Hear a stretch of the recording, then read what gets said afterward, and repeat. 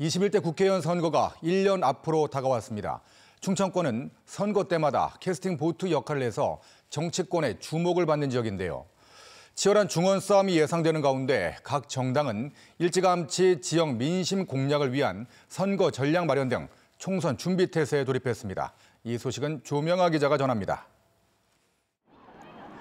지난 20대 총선에서는 대전과 세종, 충남 19석 가운데 당시 야당이던 민주당이 11석, 여당이던 새누리당이 8석을 차지해 야대 여소 정국이 형성됐습니다.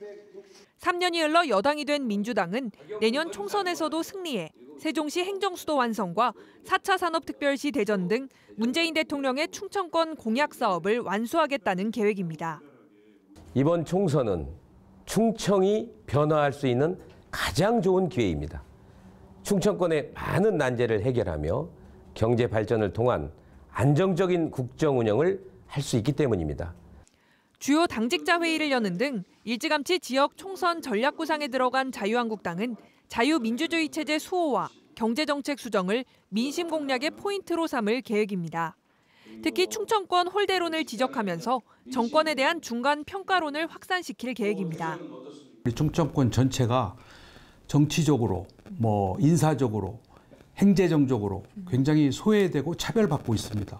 그래서 이 문제를 우리가 총선을 통해서 심판하지 않으면 당내 갈등을 겪고 있는 바른미래당은 빠른 시일 안에 갈등을 봉합하고 최대한 많은 선거구에서 국회의원 후보를 내겠다는 입장이고 정의당은 일단 선거구 제도 개편에 모든 힘을 모으겠다는 입장이지만 충청권 교두보 마련을 우선 목표로 하고 있는 것으로 알려졌습니다. 내년 총선은 현재의 남북관계 진전 여부와 경제 상황 등에 따라 각 당의 중원 경쟁이 더 치열해질 가능성이 있습니다. 문재인 대통령의 지지율이 그렇게 높지가 않고 있고 그리고 가장 큰 문제는 경제적 어려움이 크다는 겁니다. 그리고 지역의 현안 문제, 또 충청권 홀대 이런 것들이 반영이 된다고 보면 대전의 경우 박성효 전 대전시장과 김소연 시의원 등이 총선에 출마할 것으로 예상되는 가운데 민주당 4석, 한국당 3석으로 나눠진 정치 지형에 변화가 있을지 주목됩니다.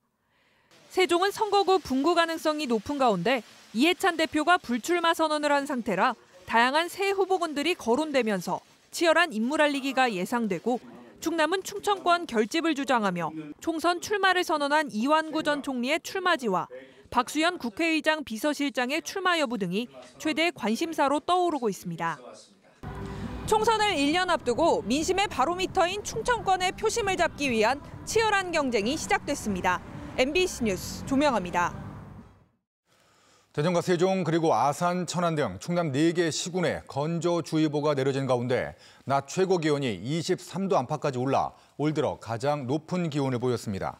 내일은 따뜻한 남서풍이 유입되면서 아침 기온이 6도에서 10도 분포로 크게 오르겠고 낮 최고 기온도 22도까지 올라 오늘과 비슷하겠습니다. 기상청은 내일도 충남 전역의 공기가 매우 건조하겠고 강한 바람까지 예상된다며 산불 등 화재 예방에 각별한 주의를 당부했습니다.